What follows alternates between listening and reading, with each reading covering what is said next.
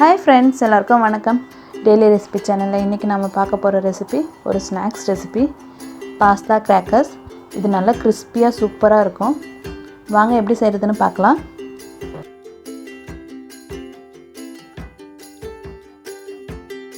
ஒரு கிண்ணத்தில் தண்ணி சூடாயிட்ருக்கு. இப்போ இதில் பாஸ்தா சேர்த்துக்கலாம். பாஸ்தா உங்களுக்கு தேவையான ஷேப்பில் தேவையான அளவு சேர்த்துக்கோங்க.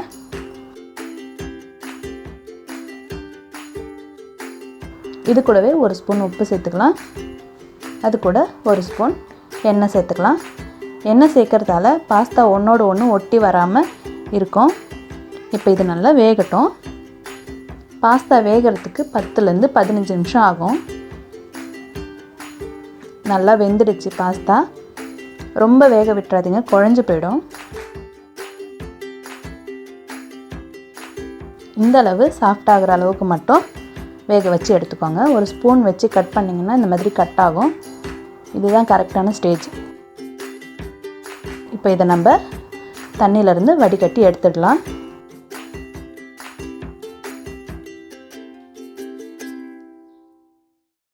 தண்ணியிலேருந்து வடிகட்டி எடுத்தாச்சு. இப்போ இதில் 1/2 கப் போல் மைதா மாவு சேர்த்துக்கலாம்.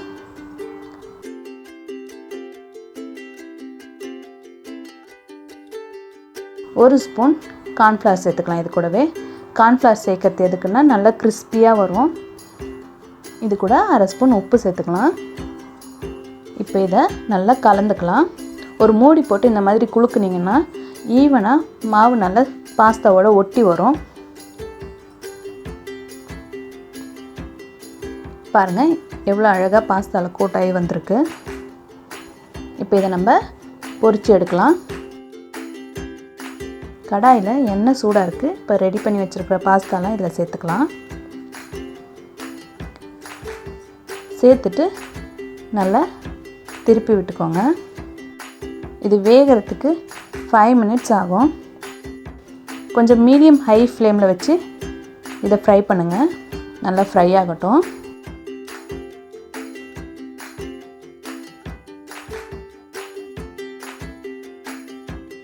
பாருங்கள் நம்ம பாஸ்தா நல்லா ஃப்ரை ஆகி சூப்பராக கோல்டன் கலரில் வந்திருக்கு. இந்த மாதிரி கலர் வர வரைக்கும் வறுத்து எடுத்துக்கோங்க. அவ்வளோதான். இப்போ இதை நம்ம எண்ணெயிலேருந்து எடுத்துடலாம். இதை இப்போ எடுத்து தனியாக வச்சிடலாம். இதுக்கு ஒரு மசாலா ரெடி பண்ணிக்கலாம். ஒரு பவுலில் 1/2 ஸ்பூன் சாட் மசாலா எடுத்துருக்கேன். இது கூட 1/2 ஸ்பூன் உப்பு, 1/2 ஸ்பூன் மிளகாத்தூள். இது எல்லாத்தையும் ஒன்றா நல்லா கலந்து எடுத்துக்கலாம். அவ்வளோதான், சாட் மசாலா ரெடி ஆகிடுச்சு. நம்ம வறுத்து வச்ச பாஸ்தாவும் இங்கே இருக்குது. இதில் சாட் மசாலாவை 1/2 ஸ்பூன் சேர்த்துக்கிறேன். சேர்த்துட்டு நல்லா கலந்து எடுத்துக்கலாம்.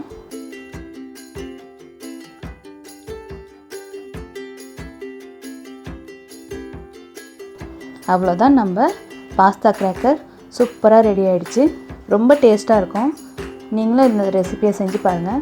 இந்த வீடியோ உங்களுக்கு பிடிச்சிருந்தா லைக் பண்ணுங்கள், கமெண்ட் பண்ணுங்கள், சப்ஸ்கிரைப் பண்ணுங்கள். மறக்காமல் உங்கள் ஃப்ரெண்ட்ஸோடு ஷேர் பண்ணுங்கள். தேங்க்ஸ் ஃபார் வாட்சிங். ஹாப்பியாக இருங்க, லைஃப்பை என்ஜாய் பண்ணுங்கள்.